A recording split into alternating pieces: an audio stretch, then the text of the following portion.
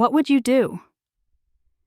If your only son told you not to come to his wedding, then wrapped his arms around another woman and called her the one who raised the woman of my dreams. There was no seat for me that day. No mention of my name. Just a live stream playing on a stranger's phone showing me a celebration I was never meant to witness. But I didn't interrupt. I didn't cry. I simply smiled. And did something none of them saw coming. This is the story of what I carried, what I gave, and what I took back. Quietly. And by the end, it wasn't me who was forgotten. It was them who lost everything. I never imagined I'd be this kind of mother.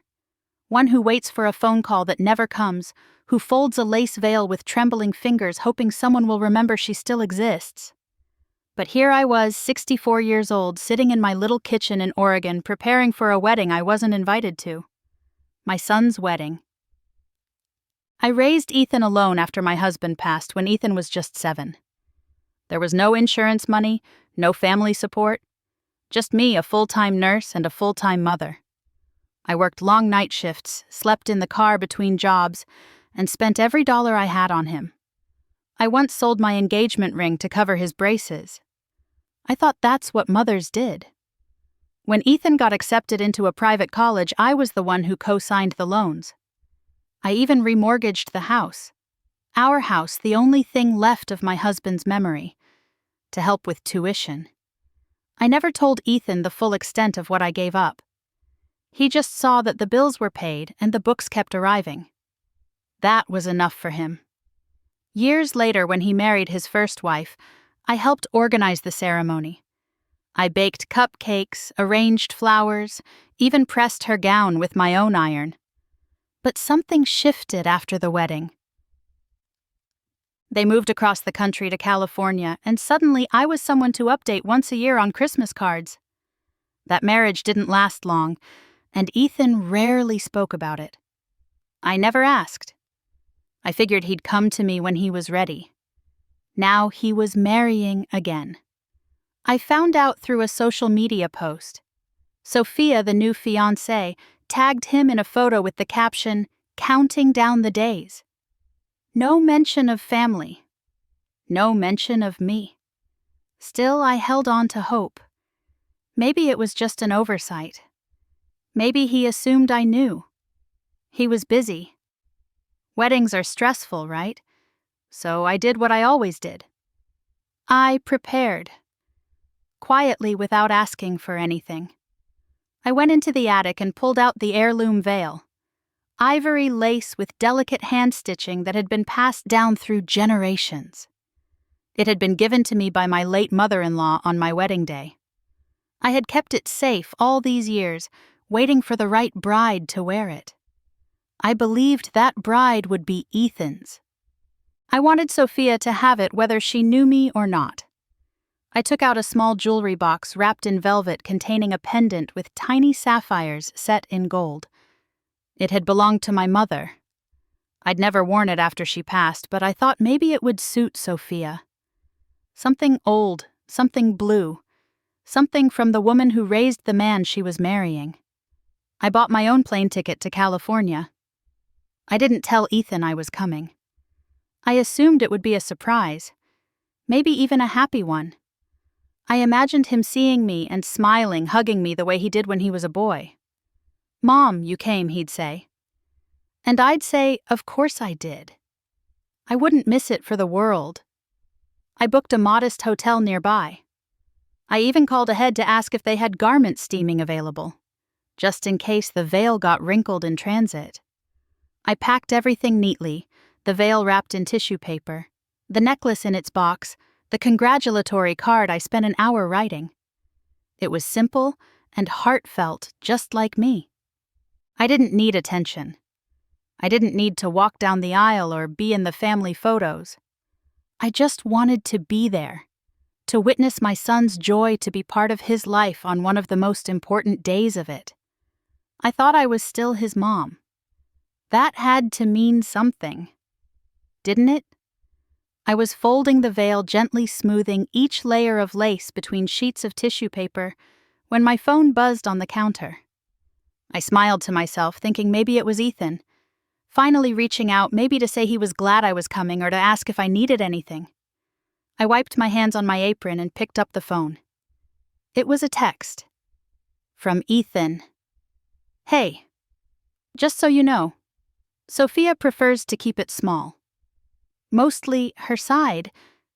I stared at the screen for a moment, confused. I read it again. Then came the second message. You don't need to come. It's not personal. No, Mom. No, sorry. No, I wish things were different. Just those 2 sentences. Clean, cold, and final. I stood there in my kitchen holding the phone like it was a piece of something broken sharp at the edges. The tissue paper crinkled beneath the veil, still folded, still ready. The box of gifts sat open beside me. I had just finished writing a note inside the wedding card. So proud of you, Ethan. I'll always be your biggest fan. I couldn't breathe for a moment. Not because of anger. Not yet. But because of the hollowness that bloomed so suddenly like a hole opening inside my chest. You don't need to come. After everything I had packed. After the hotel I had already paid for. After the veil I had protected for 4 decades. After every bedtime story, every night waiting up with fever medicine, every paycheck I stretched until it tore. Not personal. I wasn't sure what hurt more. The message itself or the fact that he thought that phrase would make it easier. As if telling your mother not to come to your wedding could be anything but personal. Still, I didn't reply. What would I say that I was hurt? That I had already bought the plane ticket? That I had cried over a veil older than he was? No. I knew Ethan. He would either ignore it or apologize just enough to make himself feel better. And I didn't want that kind of apology. Not anymore.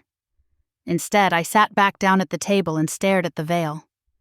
The fabric looked softer than it ever had, like a thing too delicate for this world. I reached for the box again and placed the veil inside carefully, slowly, like one might lay down a memory. Then I folded the card and tucked it between the layers unopened and unsigned. I still had the ticket. I still had the hotel reservation. I still had my place in this world, even if Ethan no longer saw it. I could have canceled everything, packed the veil away, and stayed home surrounded by the things that reminded me of a version of my son I hadn't seen in years. But something in me said, no. I wasn't going there to cause a scene. I wasn't going to demand answers or barge into a reception where I wasn't wanted. I was going for me. To stand on the same soil where my son was starting this next chapter of his life. To see him, even if it was just from a distance. To remember that I had once mattered in a way that had shaped him. I wasn't going as a guest. I wasn't even going as his mother, at least not in the way he saw me anymore. But I was going. One last time. Because I needed to say goodbye to the version of myself that kept waiting for his invitation. The plane touched down in Los Angeles just after noon. The sky was bright and open, but my chest felt tight. I looked out the window as we taxied to the gate, half expecting, half hoping that I'd see a familiar face waiting behind the glass. A foolish thought, really. But I couldn't stop it. Once inside the terminal, I turned my phone back on. No new messages. No missed calls. Nothing from Ethan. Still, I waited near the baggage claim for a few minutes longer than necessary, pretending to scroll through my emails. I told myself he might be stuck in traffic, or maybe he'd send Sophia or someone from their side of the family. But deep down I knew. I was alone. And I would be alone for the rest of the trip. I called a cab. The driver, a polite young man, helped me load my suitcase into the trunk. We made small talk on the ride. Weather traffic where I was visiting from. I smiled and nodded, grateful for the distraction, though I could feel the ache pressing behind my ribs.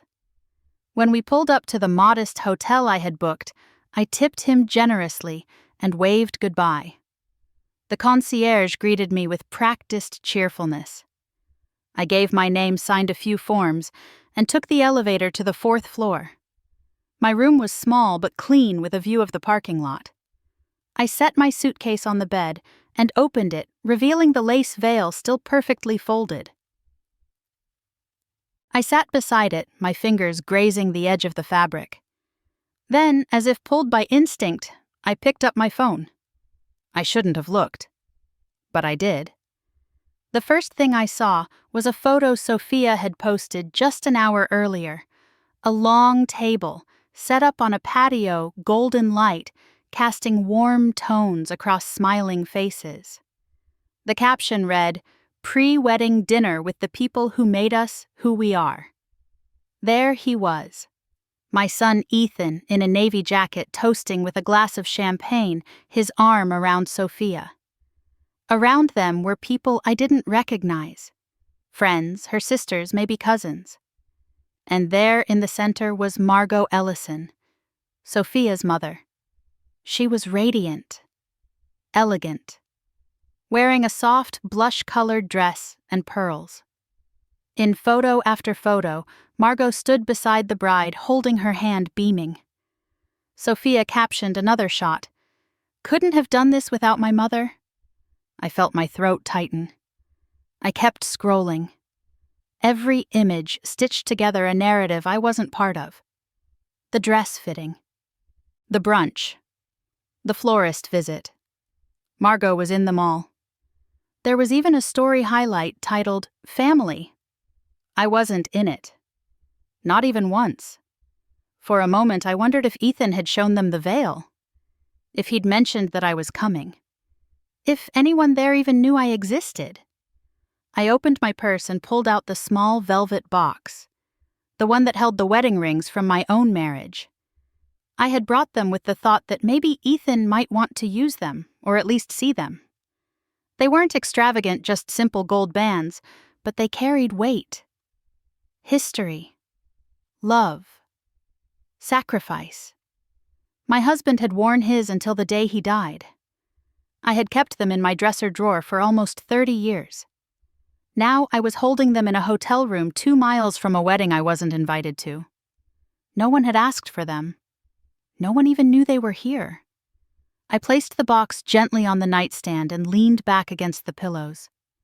My chest felt heavy, as if every breath had to pass through a web of memories. I thought of the time Ethan called in tears after maxing out his credit card. How I wired him money the same day. I remembered the hospital bill when Sophia was rushed into labor early. How Ethan didn't know how they'd pay it. I did. Quietly. Without being asked. That's what mothers do, right? I had never once asked for anything in return. Not recognition, not thanks. Just the chance to still be part of his life. I didn't need to be center stage. I just wanted to be on the guest list. But even that, it seemed, was too much. I looked over at the suitcase. The veil was still resting neatly inside, untouched. It occurred to me then, maybe the veil wasn't for Sophia after all. Maybe it had never been. Maybe it was for me. Something to hold on to. A reminder that love, even when invisible, still exists in the folds of what we carry alone. I closed my eyes and tried not to cry. I didn't want to be angry. I didn't want to feel sorry for myself. I just wanted to feel like a mother again. I was staring at the ceiling of my hotel room that night, unsure whether the ache in my chest was heartbreak or just the weight of being forgotten. The glow from my phone screen lit the room as I absently scrolled, not even reading anymore. That's when I saw it. Her name, Lily Mitchell. My heart softened at the sight of her message. Lily wasn't my biological granddaughter. She was the goddaughter of my late husband and had been in my life since she was a toddler. Her parents had moved away when she was young, but she'd always stayed close in spirit. Every birthday, every Christmas, every graduation. There was always a card, a call, a thank you note. She never forgot me. And more importantly, she never treated me like I didn't matter. Her message read, "Gran, are you in town? I just saw wedding photos. Why aren't you there?" Tears gathered behind my eyes before I could stop them. She still called me Gran. No questions, no hesitation. Just love. I typed back with trembling fingers, "I'm nearby. Just not part of the celebration, it seems." She replied immediately, "Can I come see you? There's a bakery a block from the venue." "Meet me tomorrow." I hesitated. Part of me wanted to stay hidden to keep licking the quiet wounds of being shut out. But Lily was a light I didn't want to turn away from. "I'll be there." Noon. The next day, I arrived early as I always did. I picked a corner booth and ordered a small pot of chamomile tea. I didn't touch it. The bell above the bakery door chimed, and there she was. Lily, now 22, had grown into the kind of young woman that made you proud without saying a word. Her curly hair was pulled back in a loose braid, and she wore jeans and a t-shirt from her university. No makeup, no pretense. Just Lily. She spotted me and came rushing over, throwing her arms around me without a word. I closed my eyes and held her tightly, feeling something crack open inside me. It wasn't just relief. It was recognition.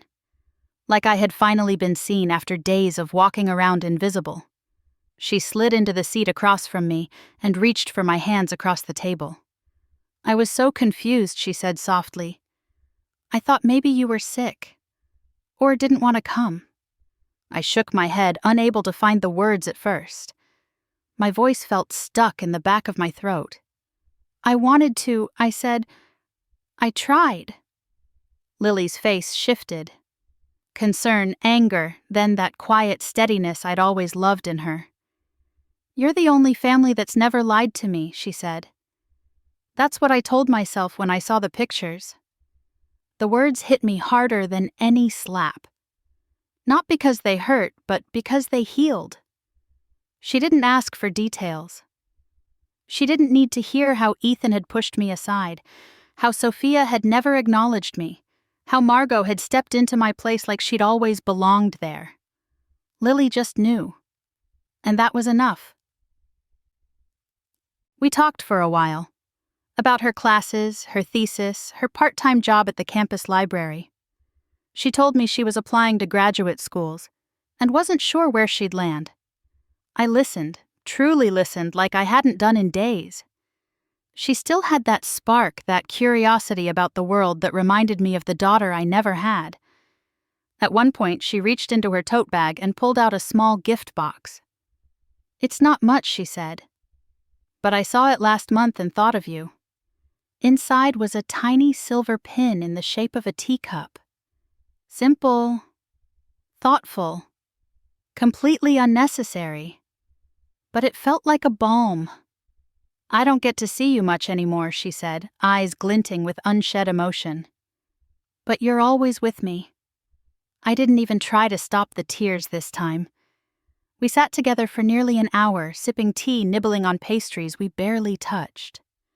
When we stood to say goodbye, she hugged me again. Longer this time. "If he doesn't want to see you," she whispered near my ear, "that's his loss." I nodded, unsure if I was strong enough to believe that yet. But Lily did. And that mattered more than I could put into words. As I watched her walk away, backpack slung over one shoulder, I realized something that struck me deeper than anything Ethan had ever said or failed to say. I wasn't forgotten. I wasn't unloved. I had just been looking in the wrong direction. Back in the hotel room, I stood at the window for a long while watching the sunlight slip across the parking lot. I wasn't crying anymore. Not in the way I had in the first 2 days. Something inside me had shifted. Not hard, not bitter, just resolved. The wedding would happen that evening. Across town, guests were likely already arriving. The tables were probably set. The playlist rehearsed. I imagined Margot giving her toast, Ethan clinking glasses, and Sophia laughing softly in a dress I would never see. And yet I didn't feel hollow anymore. I turned away from the window and sat down at the small writing desk. I opened my laptop and stared at the blank email draft for a long while before typing. To Charles Bennett. Subject: Estate Revision. Charles had been my late husband's old friend. They'd served in the same volunteer legal clinic back in the day, and after James passed, Charles helped me handle the will and estate paperwork. He was the kind of man who didn't speak more than necessary, but always understood what mattered. I typed slowly, deliberately. Hi, Charles. Hope you're well. I need to make some changes to the Mitchell Family Trust and stop all monthly transfers to Ethan, including the real estate income and educational fund support. Effective immediately. Also, I'd like to remove Ethan from all beneficiary designations, including the house accounts and asset funds. Instead, I want to establish a new irrevocable trust for Lily Mitchell, my god-granddaughter. $5 million from current assets to be designated for her education, housing, and well-being. Please let me know what's needed. Thank you, Colleen. I read it over 3 times before pressing send. My hands were steady. Less than 20 minutes later, a reply came back. Understood. It's done. You have every right. That was it. No questions. No explanations required. I stared at the screen, letting those 5 words sink in. You have every right. It wasn't just about the money. It wasn't even about revenge. It was about remembering that I had choices, that I was not at the mercy of being loved or unloved, that I could respond, not with rage, not with drama, but with quiet, permanent clarity. For years I'd been funding Ethan's peace of mind. He didn't know it, but the scholarship his nonprofit advertised as community-supported came from me. The down payment for their last apartment. Me. The monthly allowance. Sophia never asked about, all mine. And every dollar had been given out of love. But now that love had been met with absence. Hollow space, where a mother should have been erased from the photos, the table, the narrative. So I made space for someone who still saw me. Lily didn't know it yet. But she would. She would know that her small kindness, her visit, her words, her unwavering loyalty, wasn't invisible. She would be protected, seen, empowered. I closed my laptop and sat quietly for a moment. There was no satisfaction in what I'd done. No thrill. Just stillness. A return to center. I pulled the small wedding card I had written for Ethan out of my purse. The one I had planned to give him along with the veil. To my son, with love and pride, may your new life be full of joy. I didn't throw it away. I simply folded it and placed it inside a drawer in the nightstand. It had been meant for a version of Ethan that no longer existed. A version I had finally stopped waiting for. Outside, the sunlight was beginning to fade. I brewed myself a cup of tea and sat by the window again. I didn't need to be there at the reception. I didn't need to see the first dance or hear the vows. I had already done the one thing that mattered most. I chose myself. And in doing so, I chose someone who chose me back. Saturday afternoon arrived warm and golden, the kind of light that photographers pray for. I knew the ceremony would begin around 4 o'clock. Sophia had once posted a countdown to her Instagram story, tagging the venue. I had memorized the time without meaning to. But I didn't go. Instead, I put on a soft cardigan, poured myself a bottle of water, and walked 3 blocks to a quiet park just down the hill from the event space. It was the kind of neighborhood filled with palm-lined sidewalks and cheerful window boxes where strangers said hello, and the breeze carried laughter from one yard to the next. I sat on a wooden bench near a patch of daffodils, pretending to read a book I hadn't opened in weeks. I don't know what I was waiting for. Closure, maybe? Or just the comfort of knowing I was near? Not a guest. Not a mother of the groom. Just near. The music began faintly in the distance, a soft melody carried by the wind. Classical by the sound of it. Probably a string quartet. I imagined the chairs lined in neat rows, the white aisle runner sprinkled with petals. Sophia, standing at the edge of the world in a designer gown. I wondered who was holding Ethan's arm. Margot, most likely. I lowered my eyes and tried to focus on the print in front of me, but my attention drifted. That's when I noticed her. A young woman had taken a seat 2 benches down, chatting animatedly into her phone, her camera turned toward the event hall behind the trees. I couldn't hear the person on the other end, but I could hear her, narrating the scene as if hosting a live stream. "There's the groom," she whispered with excitement. "Oh wow, he's crying. That's so sweet." I froze. She angled her phone again, giving me an accidental glimpse of the scene. Ethan stood beneath a floral archway, hands clasped in front of him. Sophia walking toward him with her father. In the front row, a well-dressed woman dabbed at her eyes with a lace handkerchief. It was Margot. The young woman adjusted her volume and giggled. "That's the bride's mom. She's been glowing all day." The groom just hugged her and said, "You're the woman who raised the woman of my dreams." I mean, come on. That's movie stuff. I felt my breath catch. The woman who raised the woman of my dreams? I looked away, letting the words settle. They weren't meant for me. I knew that. But they still struck like glass slipping from a counter. Sudden, sharp, irreparable. I sat quietly listening as the girl continued to stream snippets of the ceremony. Cheers. Laughter. A round of clapping as the couple exchanged vows.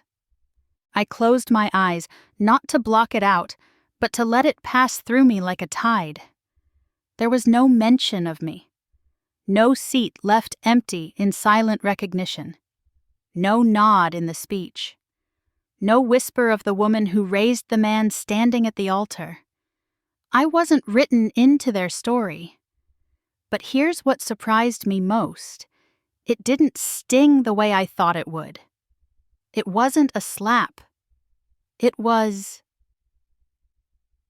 confirmation. Proof that I had already left the picture long ago.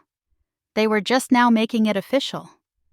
And strangely, I felt light. I opened my eyes and watched the branches swaying gently in the wind. Somewhere, birds chirped. A child laughed nearby as a mother tied her shoelaces. Life carried on, and so did I.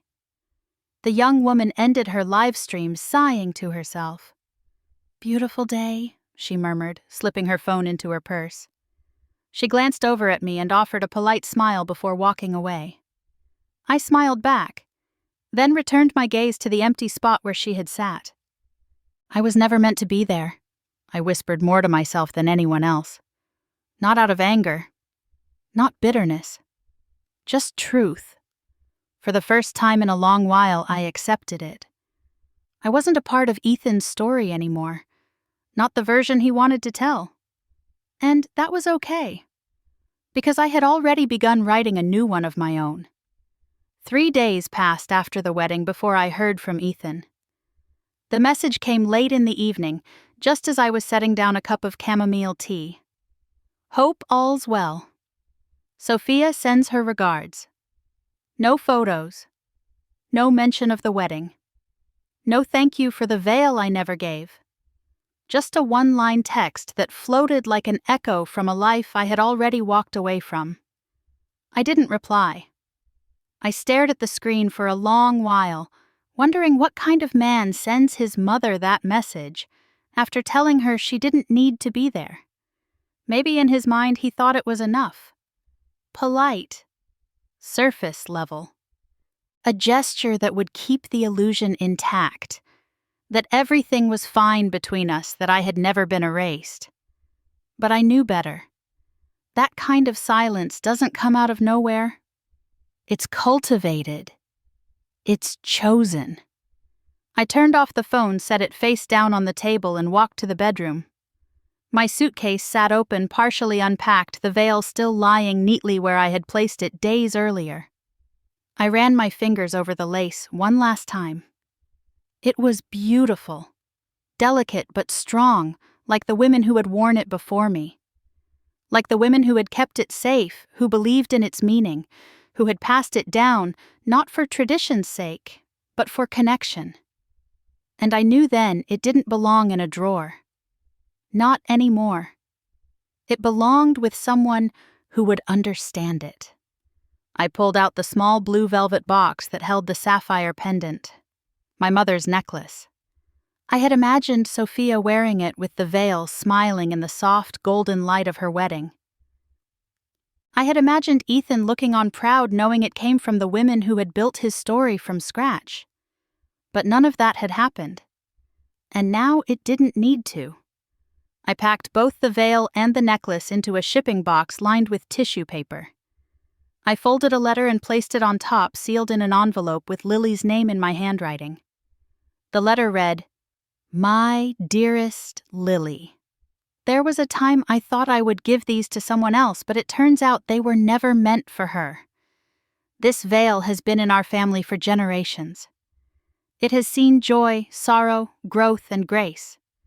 The necklace belonged to my mother, who wore it only once, on the day she gave it to me. I want you to have them. Not because I expect you to use them, but because you remind me of the kind of woman I was once proud to be. Brave, thoughtful kind. If ever you choose to wear this, know that you were always seen. Love, always, Gran." I walked to the post office the next morning and mailed it express. I watched the clerk stamp the label and place it on the outgoing shelf. It felt like I was letting go of more than a package. It felt like I was releasing the last piece of weight I'd been carrying around my chest for years. That night, Lily messaged me. It was short, just one line, but it melted into my heart like sunlight on frost. "Gran, I'll earn it." She didn't ask for more. She didn't gush. She just understood. That's what made her special. Lily never tried to fix what was broken. She simply held space for the parts that still mattered. I sat in my quiet house that evening alone, but no longer lonely. The walls didn't feel as empty. The silence didn't feel so loud. Because somewhere out there, a young woman was opening a box filled with stories. And for the first time in a long while, I knew that those stories would live on, not forgotten, not buried under someone else's pride, but carried forward by someone who truly saw me. And for once, that was more than enough. It was a quiet Sunday morning when I did it. No ceremony, no dramatic gesture. Just me in my robe sitting at the kitchen table with a half-finished cup of tea and my phone resting beside me. The sunlight filtered through the blinds, soft and forgiving, as if giving me permission to do what I should have done a long time ago. I opened Ethan's profile first. His wedding photos had flooded the page. Sophia in her shimmering gown, Ethan looking dapper in a charcoal suit, the caption beneath one photo reading, "Forever started here." There were shots of them kissing beneath a flower arch, cutting a cake surrounded by friends clinking glasses. I scrolled slowly, not searching for anything in particular. Just trying to feel what I once would have felt. Pride, maybe? A tug of warmth. Something. But it didn't come. What I felt instead was distance. Not just physical. Emotional. Spiritual. We were strangers now. He just happened to carry my last name. Then I tapped the 3 dots in the corner of the screen. The menu popped up. My finger hovered for a second over the word unfollow. I took a breath, then tapped. That was it. No sound, No pop-up asking, "Are you sure?" Just silence. I did the same for Sophia. Then, Margot. The whole curated circle they'd wrapped themselves in. Polished smiling, filtered into something that didn't leave space for a woman like me. I sat there, phone in hand, breathing deeply. It didn't hurt the way I feared it would. In fact, it felt freeing. Like closing a door that had been left ajar for too long, letting cold wind rush in. I wasn't angry. I was just done waiting. Because following their lives online had become a quiet form of self-harm, like watching a party through a window knowing you'd never been invited. And unfollowing didn't mean I stopped loving him. It meant I stopped hoping he'd become someone else. Later that day, I pulled out the storage bin from the hall closet. I hadn't opened it in years. Inside were photos, birthday cards, Ethan's graduation announcements. I found the receipt from the down payment I'd made on his college housing. A letter from the loan company I had paid off when he couldn't. Old messages from when he still called me Mama in texts. At the bottom was the wedding invitation from his first marriage. Cream-colored thick cardstock gold embossing. My name had been handwritten on the envelope. I remembered clutching it to my chest the day it arrived, crying from happiness. I held it in my hand for a long time. Then gently I tore it in half. One by one, I placed the old documents, photos, and receipts into a paper bag. Not with malice, but like pruning a plant. You cut what no longer serves you so something else has a chance to bloom. I took the bag to the fireplace. It wasn't winter, but the day had cooled. I lit the edges and watched as the paper curled and blackened. The flame flickered and danced until only ash remained. It felt like a ritual. A soft goodbye to years of bending, hoping, waiting. As if each flame peeled back a layer of guilt I'd been wearing like a second skin. Afterward, I dusted off my hands and stood a little taller. The air in the house felt lighter. Not empty, just open.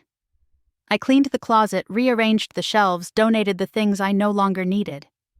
I lit a lavender candle and played a record I hadn't touched since before Ethan left for college. And as the music filled the space, so did something else. Peace. For the first time in years, I wasn't tethered to someone else's decisions. I wasn't monitoring my value through his milestones. I wasn't shrinking myself in hopes of being acknowledged. Every click, every torn piece of paper, every choice to let go. That was me reclaiming a piece of myself. And I realized I hadn't lost my son. I had simply returned to my own life. One I had put on hold for far too long. The house smelled like cinnamon and brown sugar again. It had been years since I made cinnamon rolls from scratch. The kind you knead with your hands, let rise slowly by the window, then fill with butter sugar, and just the right amount of spice. I used to make them every Sunday when Ethan was a boy. He'd sit at the kitchen counter, swinging his legs, licking the sugar off his fingers while I rolled out the dough. It was our quiet ritual, our way of being together, without needing many words. Now I was in the same kitchen, but across from me stood Lily, apron dusted with flower sleeves rolled to her elbows, a warm smile tucked beneath strands of hair she hadn't bothered to pin back. She had arrived that morning from college, a spring break visit she insisted on paying for herself. I got a student discount, she said, waving away my offer to reimburse her. Besides, it's not a visit if you're the one paying. We had spent the afternoon in the kitchen like two women picking up a shared language neither had forgotten. I showed her how to bloom the yeast, how to test the dough with a gentle press of a knuckle. She asked me questions about baking, but more than that, about life. About her future, her doubts, her fears about growing into a woman who might give too much or lose too much, trying to love the wrong people. You'll learn, I told her gently. The right people will never ask you to shrink. We laughed when the filling spilled over the counter. She wiped her hands on her apron and said, "This is messy and perfect." "That's how you know it's real." I smiled. When the rolls were in the oven and the house had warmed with that unmistakable scent. Sweet, familiar, forgiving. We sat at the table with mugs of tea waiting. She leaned back in her chair and looked at me for a long time, the way only someone who really sees you can. Then she asked it. "Do you regret raising him?" The question floated between us, soft and unflinching. Not cruel, just honest. I didn't answer right away. I looked out the window. The same maple tree stood in the front yard, its branches just beginning to bud. The same wind chimes swayed softly above the porch. Everything outside looked untouched, like time had moved around the house, but not through it. Then I looked back at her. This young woman who had no reason to love me the way she did, and yet loved me anyway. And I said quietly, "I regret waiting so long to stop." Lily nodded. She didn't flinch. She understood. For years I had poured myself into motherhood like it was the only identity I had. I gave and gave thinking that's what made me worthy. I clung to the role long after Ethan had stopped needing, or wanting, me to play it. And somewhere in that endless giving I forgot that I was allowed to reclaim myself. But sitting across from Lily, I didn't feel like someone who had failed. I felt like someone who had finally woken up. We pulled the rolls from the oven and drizzled them with icing, laughing as it pooled at the edges. We ate them while they were still warm, licking our fingers, and wiping tears neither of us mentioned. And in that small flour-dusted kitchen I felt something return to me. Not just joy, but a sense of being rooted. Whole. Seen. Later, as Lily curled up on the couch with a book and I folded away the aprons, I thought to myself, maybe I wasn't meant to be part of Ethan's wedding. Maybe I wasn't meant to be honored in some speech or framed in a photograph. But I was meant to be here, with someone who didn't ask for proof of love, who simply gave it back. And in that moment, cinnamon on my hands and peace in my chest, I realized I hadn't lost everything. I had just made room for something new. Something better. It had been 6 months since the wedding. Seasons had turned gently, almost unnoticeably, and with them, so had I. My days were simple. I woke with the sun and made tea before the birds finished their first song. I tended to the small garden outside my porch. Nothing extravagant, just herbs, a few roses, and the lavender that Lily had planted during her visit. I read often. I baked more. I found comfort in my own rhythm in the quiet that no longer felt like absence but peace. Each week, without fail, a letter would arrive from Lily. Real letters. Handwritten, folded with care, sometimes decorated with a little doodle in the corner, or a pressed flower tucked inside. She wrote about her classes, her internships, her fears about what came next after graduation. But always she ended with something that stayed with me. "I hope you're still writing, Gran. I like knowing there's a record of how you see the world." So I did. I kept a journal.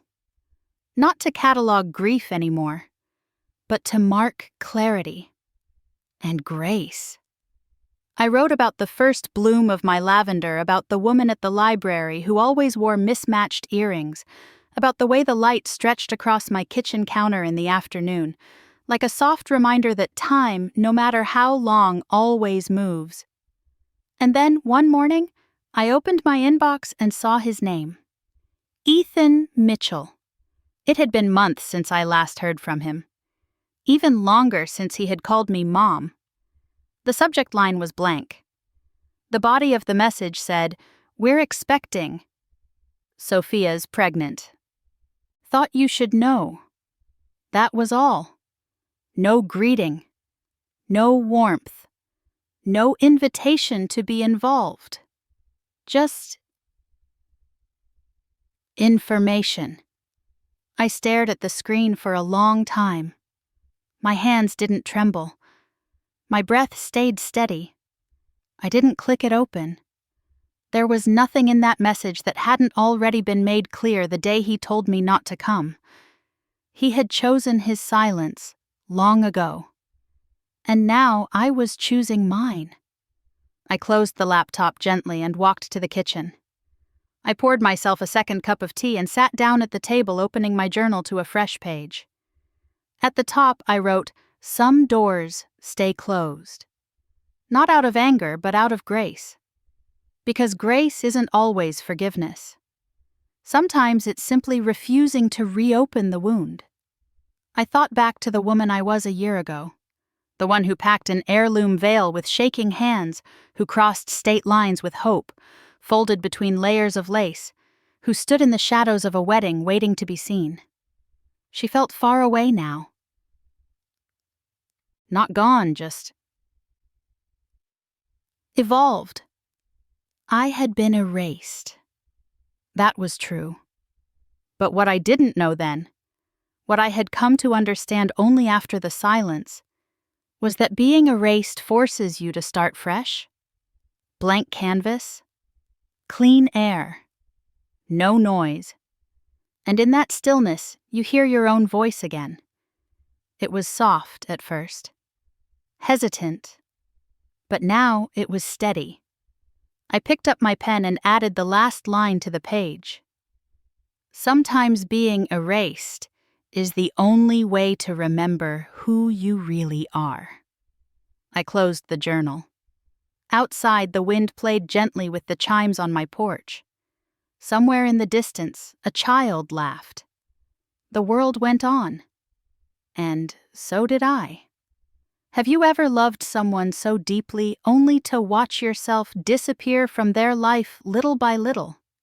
If Colleen's story touched something in you, a quiet ache, an old memory, or a moment when you too were pushed aside, know that you're not alone. There are many women like her. Like us. Women who gave everything and expected nothing but love in return. What would you do if your child asked you to stay away even as you carried a piece of their history in your hands? If this story moved you, please leave a comment and share your thoughts. We'd love to hear your voice. Don't forget to like, subscribe, and turn on the notification bell so you never miss a new story of quiet strength, love, and healing. Because sometimes the most powerful stories are the ones told in silence.